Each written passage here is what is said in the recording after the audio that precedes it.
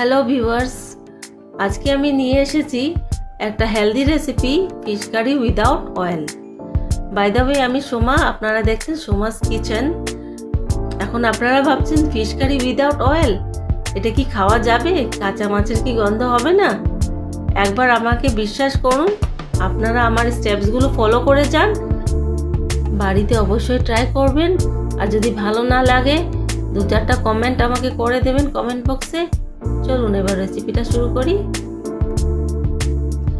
দুটো মিডিয়াম সাইজের পেঁয়াজ কুড়িয়ে নিয়েছি, আর 4-5টা রসুন, আর 1 ইঞ্চি আদা থেতো করে নিয়েছি, আর একটা মিডিয়াম সাইজের টমেটো কুড়িয়ে নিয়েছি, কিছু ধনেপাতা কুচিয়ে নিয়েছি, আর 3টে শুকনো লঙ্কা উষ্ণ গরম জলে ভিজিয়ে পেস্ট করে নিয়েছি, আর 4-5টা কাঁচা লঙ্কা চিড়ে নিয়েছি, আর এখানে 4 পিস মাছ, রুই মাছ নিয়েছি। চলুন এবার রেসিপিটা শুরু করি। কড়াইটা চাপিয়ে দিলাম। এবার এখানে 2 কাপ মতন জল নিয়েছি,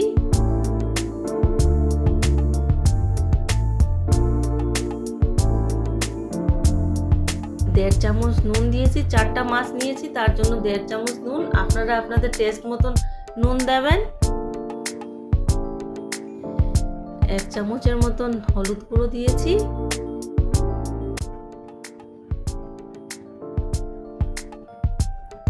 একটু নাড়াচাড়া করে নিলাম। হ্যাঁ, জলটা যখন ফুটে উঠবে তারপর চিরানো কাঁচা লঙ্কাটা দিয়ে দিচ্ছি,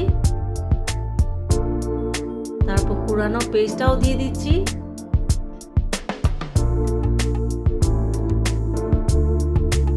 তারপর থেতো করা এই আদা রসুনের পেস্টটাও দিয়ে দিচ্ছি,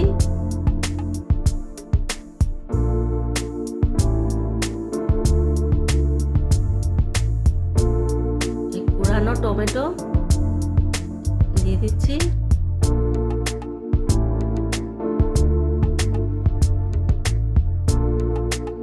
আর এই যে শুকনো লঙ্কার পেস্টটাও দিয়ে দিচ্ছি এটার সাথে। এটা খুব সুন্দর কালারও আসে এবং ঝালটাও হয় একটু। আপনারা আপনাদের টেস্ট বুঝে দেবেন। ঝাল যদি বেশি খেতে না পারেন তাহলে কম দেবেন। আমরা একটু ঝাল খাই, তাই একটু বেশি দিলাম। এবার এটাকে নাড়িয়ে চাড়িয়ে ঢেকে দিচ্ছি। এই যে 2 কাপ জল দিয়েছিলাম আমি, সেটা যাতে 1 কাপ হয়ে আসে অতটুকু পর্যন্ত এটাকে আমি বয়েল করব। এই দেখুন জলটা শুকিয়ে এসছে, ঘন এসছে, এই দেখুন। হ্যাঁ, এবার আমি মাছগুলো ছেড়ে দেব। হ্যাঁ, মাছটা ভাজতে হবে না, এইভাবে আমি মাছগুলো বসিয়ে দিচ্ছি।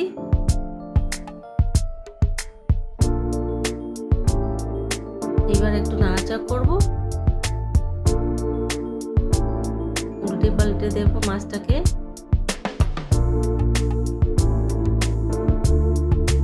এবার আমি 10 মিনিটের জন্য মাছটাকে ঢেকে দেব।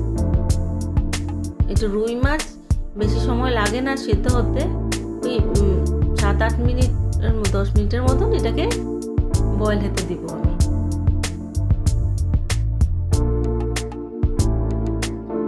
এই দেখুন বয়েলটা হয়ে গেছে মাছটা।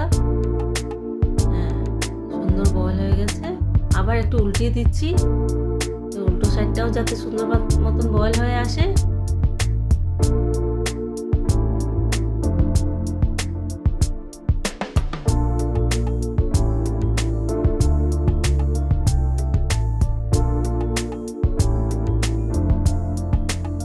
এবার একটু সময় ঢেকে রাখবো,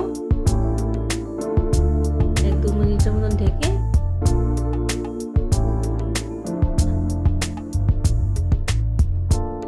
হ্যাঁ, এবার সুন্দর মতন 2 পেটি সেদ্ধ হয়ে আসছে।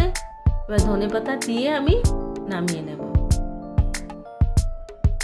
এত সুন্দর টেস্ট হয়, আপনারা বুঝতেই পারবেন না যে তেল ছাড়া এত সুন্দর রান্না হয়। একদিন খেয়ে বুঝতে পারবেন, যে আমি বলবেন যে আমি রোজ দিনই তেল ছাড়াই রান্না করব। দেখুন সার্ভ করে নিয়েছি আমি সুন্দর করে। দেখুন কতটা সুন্দর লাগছে।